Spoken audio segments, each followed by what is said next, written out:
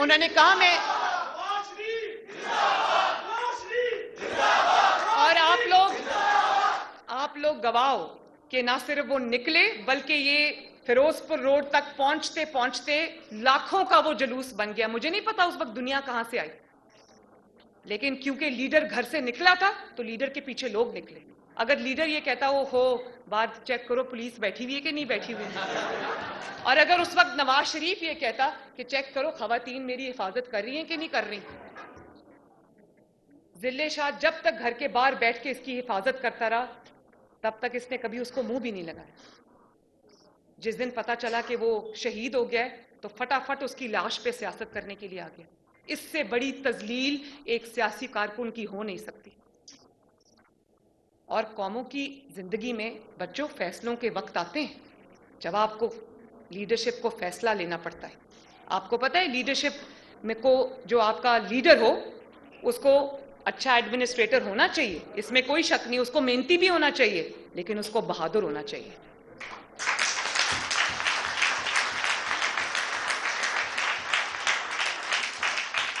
کیونکہ 22 کروڑ عوام نے اپنی قسمت کا فیصلہ اس کے ہاتھ میں دیا ہوا ہے. اور جو اب میں آپ کو پھر یہ اگزامپل دوں گی, ملک کی تقدیر جو قسمت تھی یا ملک کا جو ہسٹری تھی اس میں سب سے جو بڑا فیصلہ تھا وہ جب انڈیا نے 5 اٹامک ایکسپلوژنز کیے, تو اب ہمارے پہ بات آ کے رک گئی کہ دیکھو پاکستان کیا جواب دیتا ہے. پاکستان کی پرائیڈ تھی, پاکستان کی اپنی وہ تھی, انہوں نے 6 دھماکے کیے اس کے جواب کے اندر, منہ توڑا اپنے دشمن کا. اور میں اس چیز کی گواہ ہوں کہ نواز شریف صاحب کو کلنٹن, اس وقت کا جو پریزیڈنٹ تھا کلنٹن, اس کے فون آئے کہ اگر آپ یہ کریں گے تو ہمیں آپ پہ سینکشنز لگانی پڑیں گی, اور پھر کہا کہ $5 بلین میں آپ کو دیتا ہوں, آپ اپنے یہ دھماکے نہ کریں. نواز شریف صاحب نے کہا کہ یہ نہیں ہو سکتا, آپ اپنے پیسے بھی اپنے پاس رکھیں, آپ کی بڑی مہربانی, لیکن پاکستان اپنی تقدیر کے فیصلے خود کرے گا. اور اس وقت اور بچوں سنو, اس وقت اگر بہادری کا فیصلہ نہ ہوا ہوتا, اور اس وقت اگر یہ پرائم منسٹر گیدڑ بیٹھا ہوتا تو وہ چارپائی کے نیچے چھپ جاتا اور کہتا کلنٹن کا فون بند ہو گیا یا نہیں ہو گیا.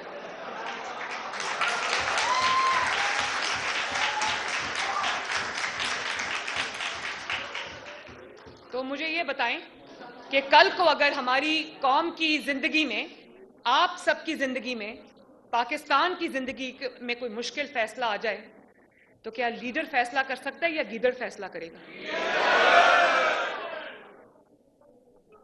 تو یہ باتیں یوتھ کے لیے بہت سوچنے کی ہے, سمجھنے کی ہے. اس ملک کو اس وقت لیڈرشپ کی ضرورت ہے, اور اس ملک کو اس وقت نواز شریف کی ضرورت ہے.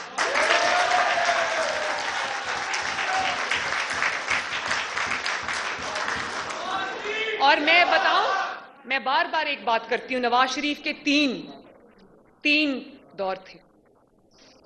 90s میں 2 تھے, پھر ایک 2013 میں.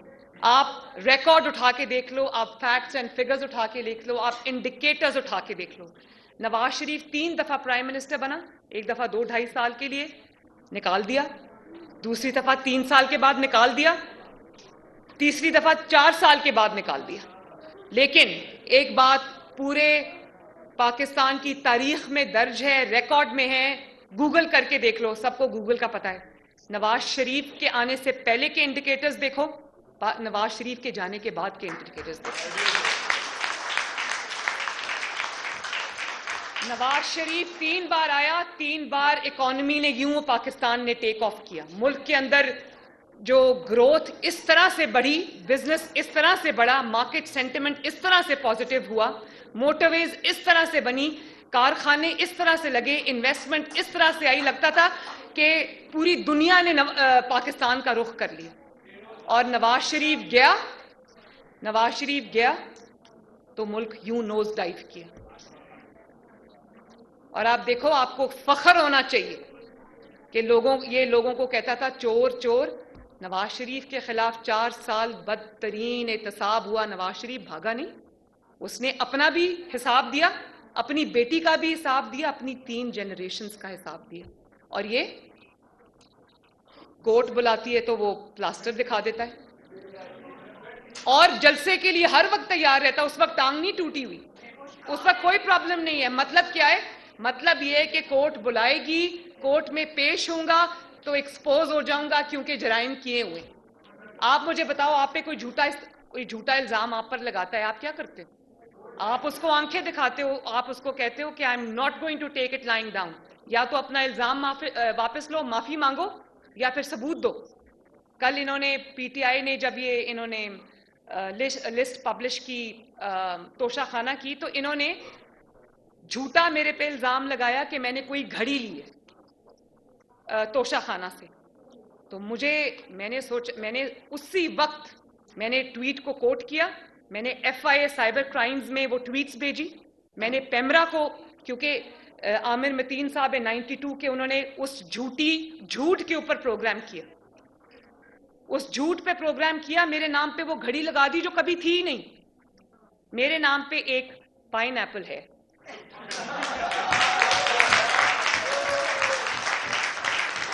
اور اگر میری 11 سال کے پولیٹیکل کریئر میں آپ کو مریم نواز کے خلاف ایک پائن ایپل ملا ہے تو آپ کو ڈوب کے مر جانا چاہیے.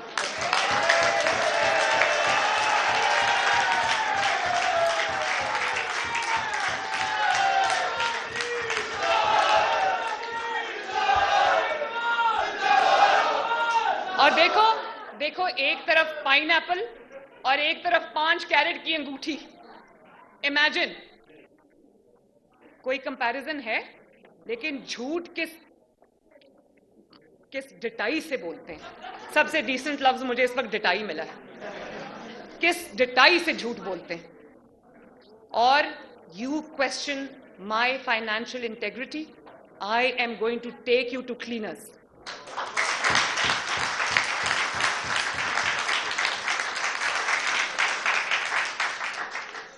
اس کی بیوی نے رشوت لے کر فارچون بنا لی.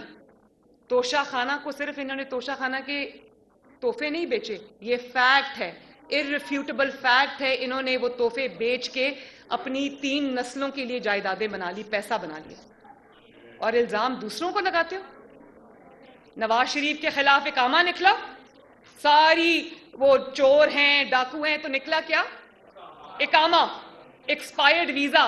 اور مریم نواز شریف چور ہے, ڈاکو ہے, نکلا کیا؟ اناناس. اناناس.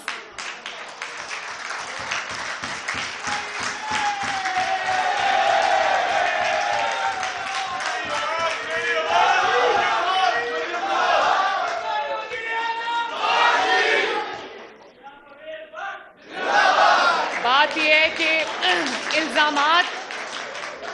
الزامات اگر کسی نے جھوٹے لگائے, کسی نے ہماری فائنینشیل انٹیگریٹی کو کوسچن کیا, یہ تم جھوٹے ثابت ہو گئے ہو. تمہاری خاک میں ناک رگڑی گئی ہے, ہر چیز تمہاری جھوٹی ثابت ہوئی. میرے پہ الزام لگایا, 5 سال I suffered because of that lie. اس کی وجہ سے میں جیل گئی, 5 مہینے جیل میں رہی. اور جب کورٹ میں اپیل ہوئی, کورٹ نے وہ کیس اٹھا کے باہر پھینکا. انہوں نے کہا یہ جھوٹ ہے. کہاں گئے وہ سارے الزام؟ کسی نے معافی مانگی؟ But this is for all and sundry. You question our financial integrity, we are not going to spare you. اور کہہ رہے ہیں کہ فواد چودھری صاحب کو آپ دیکھ لیں, ڈٹائی سے وہ شخص جھوٹ بول رہا ہے. نہیں, وہ میری گھڑی کے پہ جھوٹ بول رہے ہیں. ان کے جو بکاؤ صحافی, جن کو صحافیوں کا لبادہ اڑایا ہوا ہے, اور اصل میں وہ ان کے پولیٹیکل ورکرز ہیں, وہ امپیونٹی سے جھوٹ بول رہے ہیں. اور جب میں کہہ رہی ہوں کہ سائبر کرائم ایکشن لے, تو کہہ رہے جی مریم جو ہے وہ اسٹیٹ کو استعمال کری. مریم ایک سٹیزن ہے پاکستان کا, اس کو حق ہے کہ اگر اس کے اوپر کوئی جھوٹا الزام لگائے وہ اس کا منہ توڑے, اور وہ توڑے گی انشاءاللہ.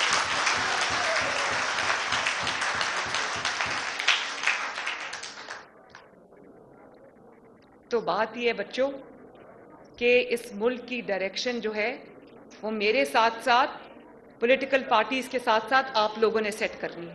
آپ لوگوں کو ڈیسائیڈ کرنا ہے کہ آپ کو کیسا ملک چاہیے. آپ لوگوں نے ڈیسائیڈ کرنا ہے کہ آپ کو وہ ملک چاہیے جہاں قوم کے بچے اپنی گھٹیا سیاست کے لیے استعمال ہوتے ہوں, شہید ہوتے ہوں, آپ ان کو استعمال کرتے ہو, ان کی لاشوں پہ سیاست کرتے ہو. بھئی کیوں کوئی جان دے آپ کے لیے؟ آپ نے کیا کرنا ہے؟ 4 سال آپ کیا کر کے آئے ہیں جو آپ نے اب اگلے 5 سال بھی لینے؟ کیوں؟ اپنی گھٹیا سیاست کے لیے شیروانی کے شوق میں قوم کے بچے قربان کرتے جا رہے ہیں. لاؤ اپنے بچے, ان کو کہو فرنٹ سے لیڈ کریں. اور بچے کیا, بچے تو چلے لندن میں بیٹھے ہوئے, خود نہیں نکلتے گھر سے, چھپ کے بیٹھے ہوئے. اب آپ یہ دیکھ لو نا.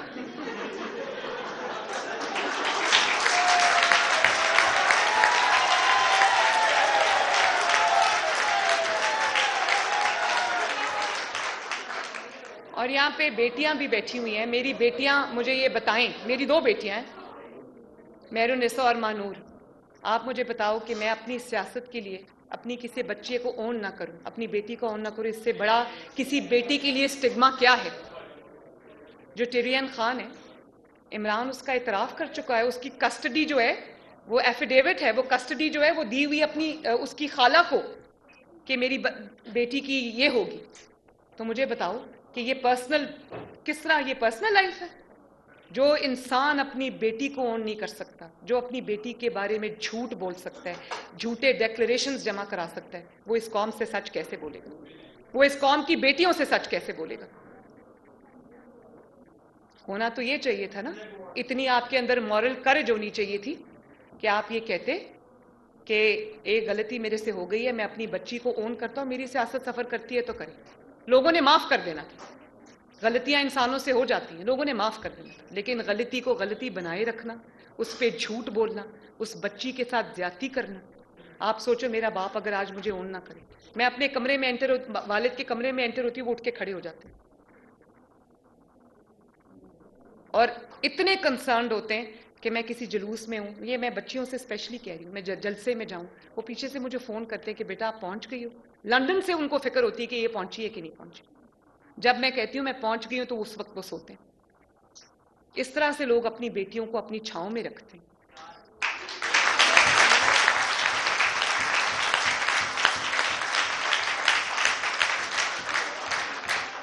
جو اپنی بیٹی کا نہیں ہو سکا وہ قوم کی بیٹیوں کا ہو سکتا ہے. میں بیٹیوں سے سوال پوچھتی ہوں, جو ذل شاہ کا نہیں ہو سکتا وہ قوم کے بیٹوں کا ہو سکتا ہے؟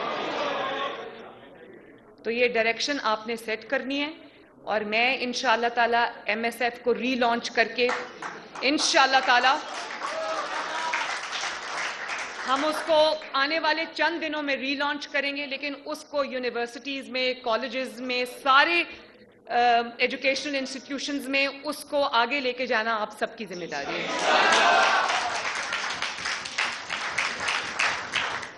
اور آخر میں ہم مل کے انشاءاللہ تعالیٰ یہ عہد کرتے ہیں کہ انشاءاللہ تعالیٰ یہ ملک کو ہم وہ جگہ لے کے جائیں گے جس کا خواب قائد اعظم اور علامہ اقبال نے دیکھا تھا.